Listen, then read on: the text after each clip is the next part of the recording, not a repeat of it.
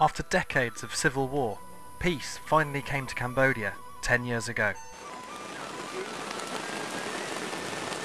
Having endured such a long period of political instability, bloodshed and extreme poverty, many Khmer people are now looking to ecotourism for a way forward. The best kinds of ecotourism are sustainable. For something to be sustainable, it must benefit the local community while not causing any permanent damage to the local environment or its wildlife. To find out if this was the case in Cambodia, I travelled there in the summer wet season of 2007. Not long after crossing the border from Thailand, I encountered my first puncture. While the wheel was carefully changed, the locals warned me not to venture off the road, the reason being that this area had been heavily mined during the Khmer Rouge regime.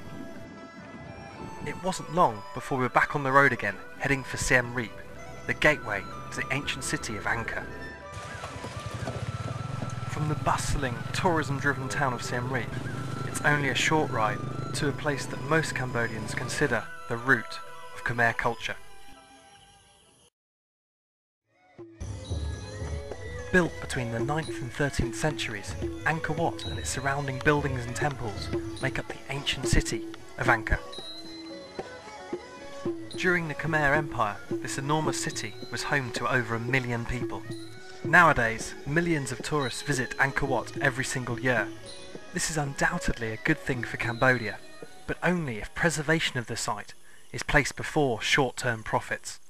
For this reason, Angkor is a great example why people should be looking to the long-term solutions.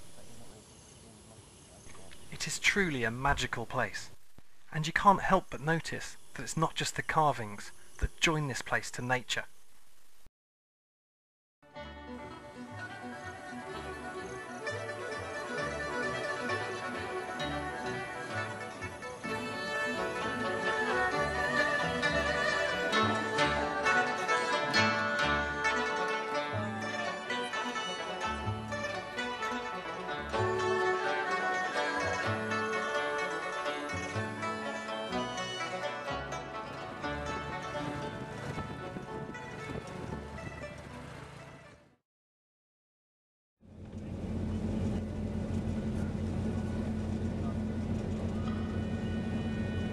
"600 years ago, Angkor was mysteriously abandoned.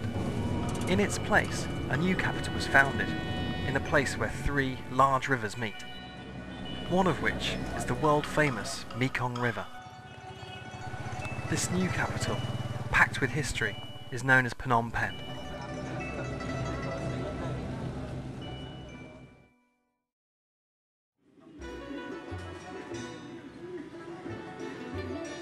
As morning arrives, it's time to explore the city.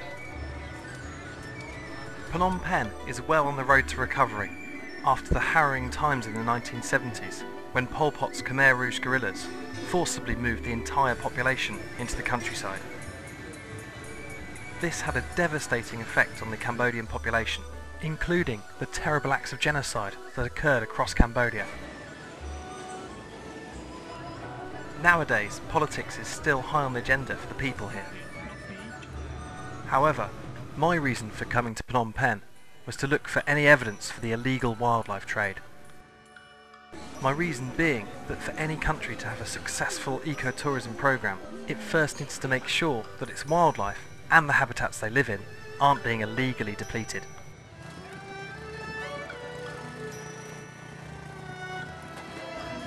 To find out the extent of the wildlife trade here, I head to a local wildlife sanctuary called Phnom Tamao.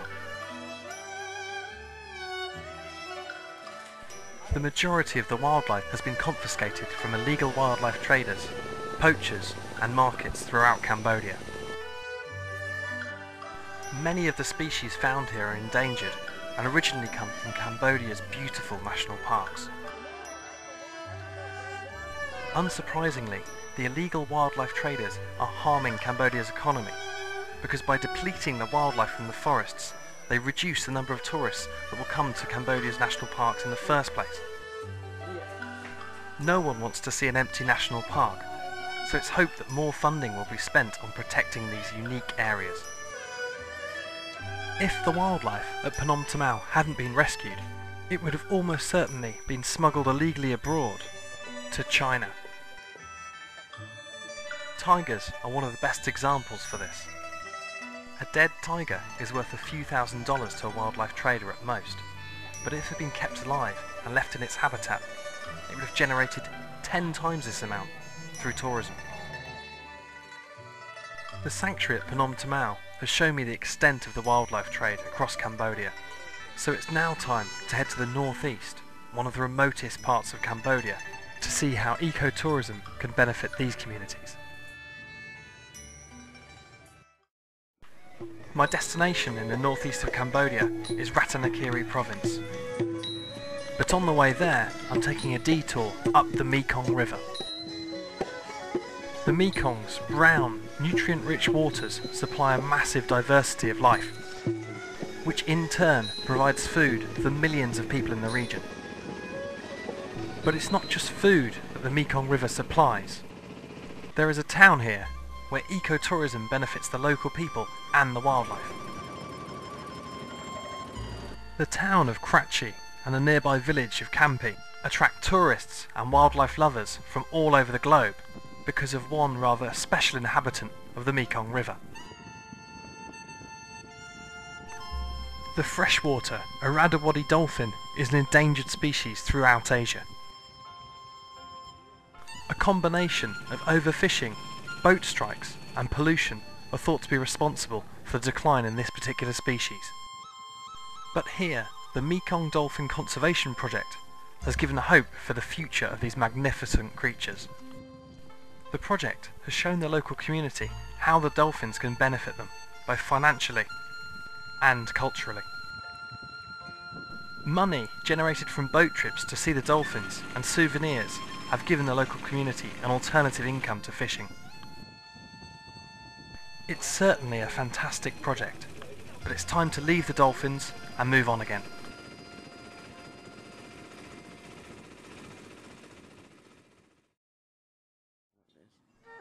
After my detour, I'm back on the road again, heading northeast towards Rattanakiri province. The going can be slow, especially in the wet season, as I soon found out. A truck has become stuck in the mud, and a small traffic jam soon builds up. Some people decide it's better to walk rather than wait. But as luck would have it, the Cambodian army are driving past and stop to help. Passengers, the local people and the soldiers join together to get the traffic moving again. As we cross over one of the many rivers in the region, its overflowing banks show us that the wet season has well and truly started.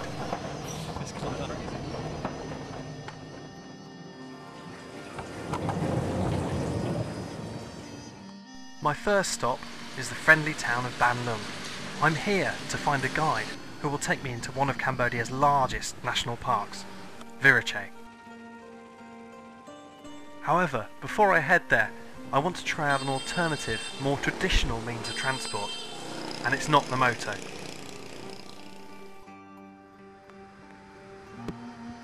Although elephants have been used for hundreds of years to help people in Cambodia, more recently they've been used for ecotourism. In addition to this, Ban Lung has the mystical lake of Boeng Yak Lom only a few kilometres down the road. The rise in ecotourism is certainly a good thing for people living in and around Ban Lung, because it means that people have an alternative income to the illegal wildlife trading that used to occur here. At least that's what I thought until I visited Ban Lung Market. Unfortunately, there was still one shop in Ban Lung that was selling fur, horns and teeth. They would have generated more money in the long term if they'd been left alive and in the wild.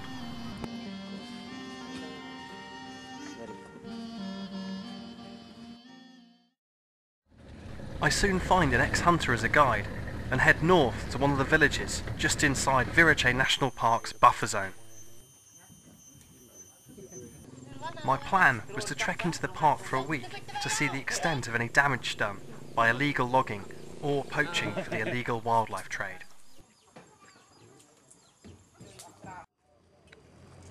We buy some food and provisions, then head off towards the national park, passing a shrine to the forest spirits as we do so. Virachey is an enormous national park, so we have no idea what we'll find next.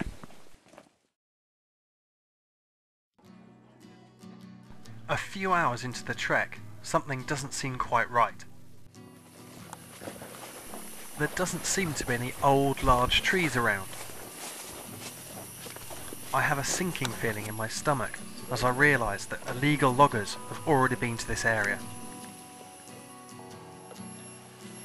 We cross a small river already swollen by the rains, and then come across something that is totally devastating for the national park. An illegal logging camp.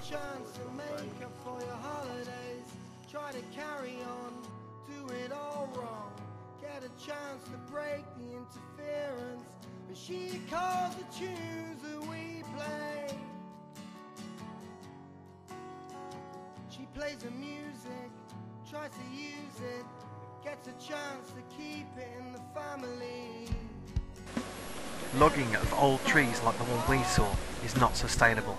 They take hundreds of years to grow back, and you only get short-term profits. The oldest trees also provide homes for hundreds of different animals, vital for a national park to be successful through tourism. Areas that still have their old trees are also cooler and more open than the hot and humid part we were in. We press on further, hoping to find an area of the park that hasn't been logged. Several hours and many more rivers later, we decide to set up camp as the rain becomes torrential. Once our hammocks are set up, it's time to have some dinner, and also a chance to talk to my guide properly. He tells me that although he used to be a hunter, he prefers what he's doing now. His job as a guide means that he gets paid regularly and a decent wage. He also explains that when an area is logged, the wildlife disappears with it, which is why it's so important that areas like Virachey are protected properly. Warm and dry in my hammock, the drumming of the rain soon sends me to sleep.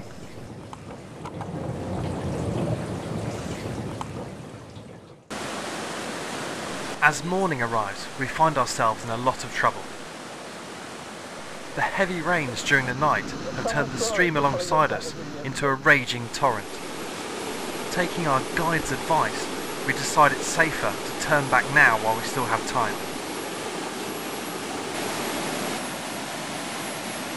It's disappointing to know I can't get any further into Virachey, but then I did choose to come in the wet season. We decide to cut our losses and head back to the guide's village, but I'll definitely be returning to Virachey. It has enormous potential for tourism. It is also spectacularly beautiful, and it would truly be a crime if this area was destroyed by the short-sighted greed of loggers and illegal wildlife traders. Once we have returned safely to the village, we celebrate by opening a jar of rice wine.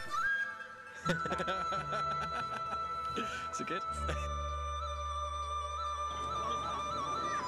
Cambodia is a fascinating country with so much potential.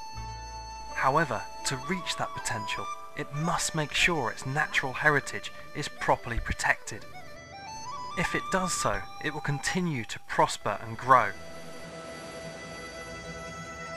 If it doesn't, then Cambodia will lose something it can never get back.